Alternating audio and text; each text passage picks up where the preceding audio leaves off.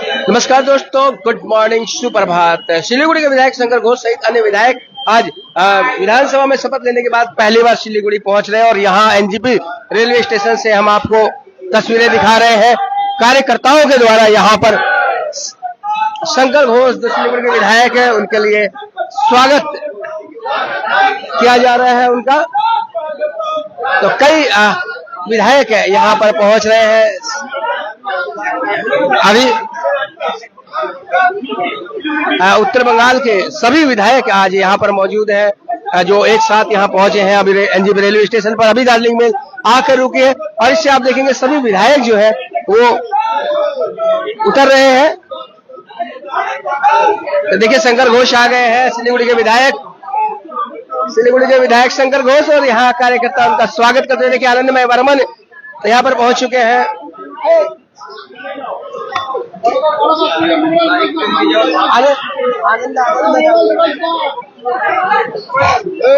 तो देखिए शंकर घोष का स्वागत करते हुए विधायक शंकर घोष यहाँ पहुंचे हैं। जैसे ही वो यहाँ पर उतरे हैं कार्यकर्ता उनका अभिनंदन कर रहे हैं। एनजेपी रेलवे स्टेशन से तस्वीरें हम आपको दिखा रहे हैं। और आनंदमय वर्मन जो कि माटीगेड़ा नक्सलबाड़ी के विधायक है वो भी यहाँ पर इन्हीं के साथ हैं। अन्य विधायक भी यहाँ पर मौजूद है।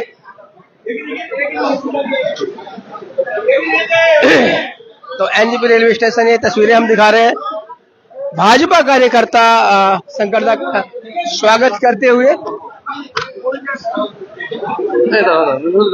দাদা জয়ের পর সোজা কলকাতা, সেখান থেকে শপথ নিয়ে এবার হাসি মুখে ফেরত কলকাতা থেকে। প্রথমত শিলিগুড়ি অনেকটা আমার কাছে চাঁদের পাহাড়ের মতো। এই শহরে আমি বড় হয়েছি, স্কুল কলেজ বিশ্ববিদ্যালয় পড়াশুনো করা, এই শহরের মানুষই আমাকে এই জায়গায় পৌঁছেছে। ফলে তাদের কাছ থেকে দূরে থাকতে আমার নিশ্চিতভাবে ভালো লাগে না। এবার আমাকে অনেকটা দিন কলকাতায় থাকতে হলো, স্বাভাবিকভাবে বেশ কিছু কাজের দায়িত্ব আমার উপর ছিল। তবে এটা আমার ভালো লাগে যে শহরে আসলে আমাদের এই শহরের মধ্যে আমার অন্তত অনেক অভিভাবক আছে, কেউ দাদা বলে, কেউ ভাই বলে,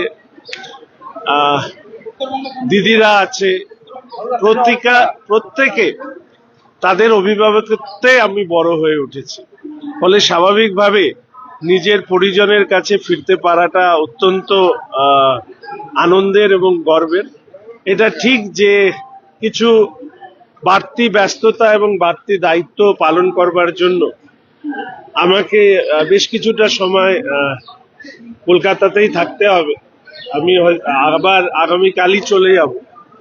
তবে আপনাদের আশীর্বাদ, শিলিগুড়ির মানুষের আশীর্বাদ এক একটি ভোট হয়ে যেভাবে আমার উপরে বা আমাদের উপরে বর্ষিত হয়েছে, সেই আশীর্বাদ নিয়ে কাজ করবার ইচ্ছে আছে। শিলিগুড়ি শহর এবং উত্তরবঙ্গকে নিয়ে আমার অনেক স্বপ্ন আছে এবং সেই স্বপ্ন পূর্ণ করবার আমি চেষ্টা করব। চাঁদের পাহাড় সেটা যতই ভারী হোক না কেন, শিলিগুড়ির মানুষের আশীর্বাদ যদি থাকে তাহলে নিশ্চিতভাবে যা যা বলা হয়েছে আমার দলের পক্ষ থেকে, আমরা যারা সরকার গড়তে পেরেছি মানুষের আশীর্বাদ নিয়ে, আমরা তা পূর্ণ করব। আমি ধন্যবাদ জানাই শিলিগুড়ি সহ উত্তরবঙ্গ তথা পশ্চিমবঙ্গের মানুষকে। সংগ্রামের পর জয়, এই জয় কিভাবে দেখছেন? দেখুন, এটা মানুষের জয়, ব্যক্তি শঙ্করের জয় নয়। এটা দলের বিজয়ও নয়, এটা পশ্চিমবঙ্গের মানুষের জয়। যে জয়ের জন্য পশ্চিমবঙ্গের মানুষ অপেক্ষা করছিল দীর্ঘ 15 বছর ধরে, যে অপশাসনের মধ্যে দিয়ে এই রাজ্যকে যেতে হয়েছে, দুঃস্বপ্নের রাজ্যে পরিণত হয়েছে। মানুষ স্বপ্ন দেখেছে, সেই স্বপ্নকে পূর্ণ করবার দায়িত্ব আমাদের যারা সরকার, আমাদের রাজ্যের মাননীয় মুখ্যমন্ত্রী শ্রী শুভেন্দু অধিকারী মহাশয়, আমাদের প্রদেশের সভাপতি শ্রী শ্রমিক ভট্টাচার্য মহাশয়, তাদের নেতৃত্বে সরকার এবং দল পরিচালিত হবে এবং গত 15 বছরে তৃণমূল কংগ্রেস রাজনীতির নামে যে ব্যবসা খুলে বসেছিল সেই ব্যবসা নিশ্চিতভাবে এবার বন্ধ হয়ে যাবে। এবং আমি প্রত্যেককে অনুরোধ করব যে আইনের শাসন প্রতিষ্ঠা করাটাই হচ্ছে আমাদের মূল দায়িত্ব। বেআইনি কেউ কিছু করার চেষ্টা করলে, সে যে কোনো রাজনৈতিক দলেরই হোক না কেন, তার আইনের ক্ষেত্রে যা যা প্রাবধান আছে সেই প্রাবধান অনুযায়ী ব্যবস্থা নেওয়া হবে। কোনো অবস্থাতে আইন ভঙ্গকারীরা ছাড় পাবেন না। এই সময়কালে যতগুলো 15 বছর যে যে কাজকর্ম হয়েছে সেগুলো নিশ্চিতভাবে খতিয়ে দেখা হবে। আজকেও একটি সভা জেলা শাসকের তরফ থেকে ডাকা হয়েছে, সেখানে কিছু স্টক টেকিং হবে এবং সেই স্টক টেকিং এর মধ্যে দিয়ে যা যা উঠে আসবে সেগুলো নিয়ে পরবর্তীকালে আমরা কাজ করব। না, আমি তো সম্বর্ধনা চাই না, আমি কাজ করতে চাই। কেননা সম্বর্ধনা তো যদি দিতে হয় তাহলে তো মানুষকে দিতে হবে, ব্যক্তি সংকট নিমিত্ত মাত্র, মানুষই আসল। ফলে সম্বর্ধনা দেওয়ার যদি হয় সেটা আমি মনে করি মানুষকে দিতে হবে এবং সেটা আমার পার্টির পক্ষ থেকে আমাকেই দিতে হবে। ফলে আমি ব্যক্তি সম্বর্ধনায় বিশ্বাসী নই এবং আমি নিজে এখন মনে করি, অনেক বলেছি গত 5 বছর কিংবা তার আগে তৃণমূল সরকারের বিরোধিতা লাগাতার রাস্তায় ছিলাম। এখন একটু কম কথা বলি, কাজটা করি এবং সেই কাজ করার জন্য একটু স্পেস চাই। ক্ষমা চেয়ে নিচ্ছি, অনেকেই আছেন যারা প্রতি মুহূর্ত ফোন করে গেছে, কিন্তু এই সময় সত্যি এত ফোন ধরবার মতন ক্ষমতা আমার ছিল না। আমি প্রত্যেকের কাছে ক্ষমা চাইছি। আমি মাননীয় মুখ্যমন্ত্রী যেভাবে বলেছেন যে জনতার দরবার, এমনিতেই আমি প্রতিদিন রাস্তায় মানুষের সাথেই থাকি, অফিসে থাকি। তবে এবার কিছু সরকারিভাবে কিছু পরিবর্তন আমরা আনবো। আমি আগামীকাল যেহেতু আবার চলে যাচ্ছি, আবার বেশ কিছুটা সময় আমি কলকাতায় থাকবো। আসার পরে ডিটেইলিং করা মানুষের কাছে সেটা আমি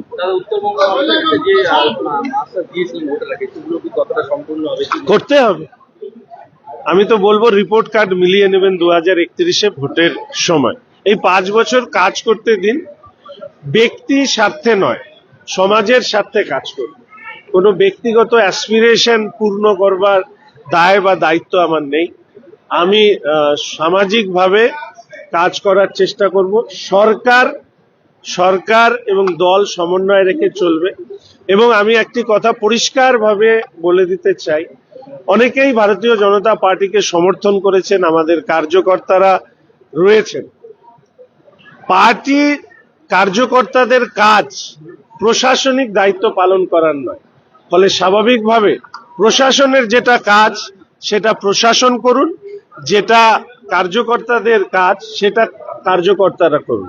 প্রশাসনের কাজ কোনো কার্যকর্তা করতে যাবেন না, এই ব্যাপারে স্পষ্ট নির্দেশ আছে আমাদের সম্মানীয় সভাপতি শ্রমিকদার এবং আমাদের মুখ্যমন্ত্রী। ফলে প্রশাসনকে প্রশাসনের কাজ করতে দিন এবং সরকারকে সরকারের কাজ করতে দিন, দুটোকে এক জায়গায় নিয়ে আসবে।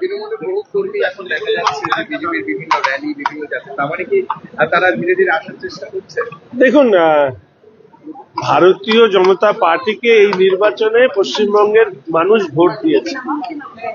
কে ভোট দিয়েছেন, কেন দিয়েছেন, সেগুলো তারা বলতে পারবেন। আমি শুধু এইটুকু বলবো যে পশ্চিমবঙ্গে এবার পশ্চিমবঙ্গবাসীর সরকার তৈরি হয়েছে। বলে পশ্চিমবঙ্গবাসীর সরকারকে আমরা স্বাভাবিকভাবেই আমাদের পরিষেবা দেব। আর দলে আসার চেষ্টা, এটা তো আমাদের রাজ্য সভাপতি গতকালই সভায় বলে দিয়েছে। বেশ কিছু পদ্ধতির মধ্যে দিয়ে আমাদেরকে যেতে হবে। আবেগ আছে, সেই আবেগকে সম্মান করেও আমরা এইটুকু বলবো, ভারতীয় জনতা পার্টির কার্যকর্তারা যারা এই সময়কালে প্রতিদিন মার খেয়ে তারা এই পার্টিটাকে দাঁড় করিয়েছে, ফলে তাদের অগ্রাধিকার সর্বক্ষেত্রে থাকবে। পরবর্তীকালে নতুন মানুষের সংযোজন, এটা তো খুব স্বাভাবিকভাবে হবে, কিন্তু যারা প্রতি মুহূর্ত লড়াই করে পার্টিকে ক্ষমতায় নিয়ে এসছে তারা অগ্রাধিকার পাবে। 2021 সালেও আমি জয়ী হয়েছিলাম 2রা মে, সেই সময় আমি যখন অফিসে গিয়েছিলাম গুটি কয়েক মানুষ ছিল।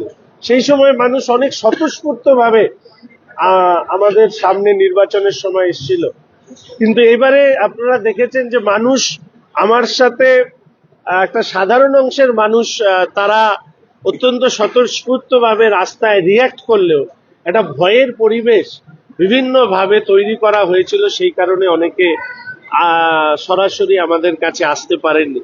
কিন্তু নির্বাচনে এটা প্রমাণিত হয়ে গেছে যে ভয় আউট, ভরসা ইন, ফলে সেই মানুষের ভরসা নিয়ে আমরা এগোচ্ছি। अरे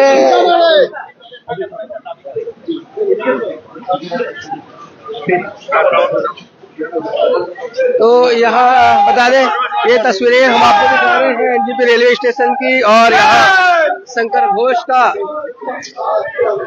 अभिनंदन जो है उनके कार्यकर्ताओं द्वारा किया गया। आज शंकर घोष सिलीगुड़ी के विधायक विधानसभा में शपथ लेने के बाद पहली बार सिलीगुड़ी पहुंचे हैं, और दार्जिलिंग मेल से वो पहुंचे एनजीपी रेलवे स्टेशन, और कार्यकर्ताओं ने यहाँ उनका जोरदार स्वागत किया है। सभी लोग यहाँ पर स्वागत करते हुए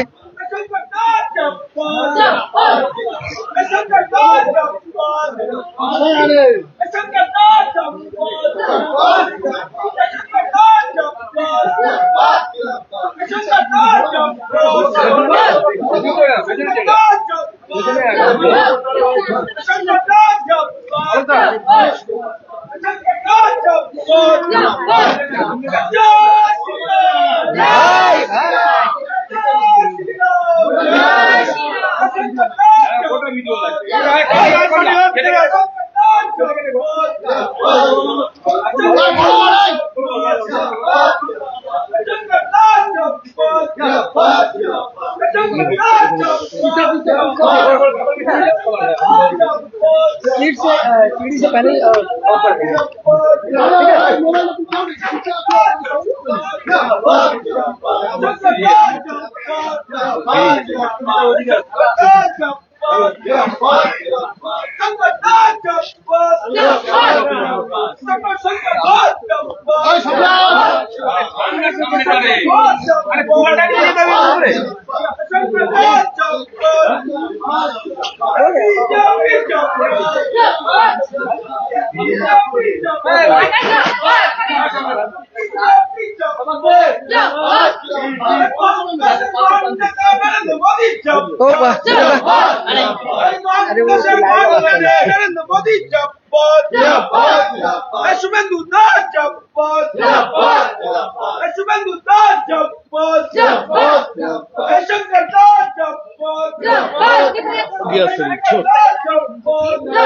तो कर रहे थे, तुम्हारा हुआ नहीं।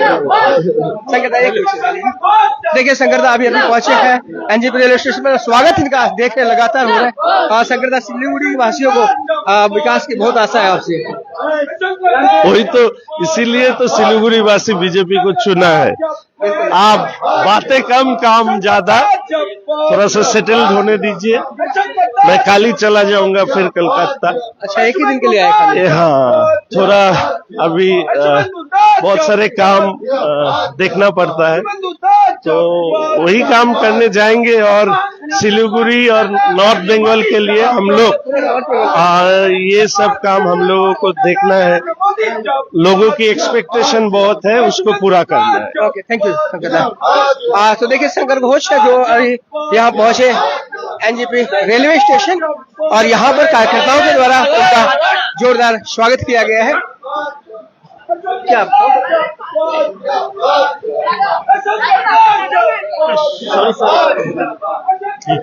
तो ये तस्वीरें दिखाई हमने आपको न्यू जलपाईगुड़ी रेलवे स्टेशन से, जहां पर आज सिलीगुड़ी के विधायक के साथ ही नक्सलबाड़ी बागडोगरा के विधायक सहित अन्य विधायक आज यहाँ दार्जिलिंग मेल से पहुंचे हैं, और शपथ लेने के बाद वो पहली बार पहुंचे, और यहाँ कार्यकर्ताओं में उत्साह था, जोश था, जिनके द्वारा जोरदार स्वागत किया। और साथ ही शंकर घोष ने इस बात को दोहराया कि अब नई सरकार के नेतृत्व में पूरे उत्तर बंगाल का सर्वांगीण विकास किया जाएगा। तो बने रहे खबर समय पर और देखते रहे खबर समय।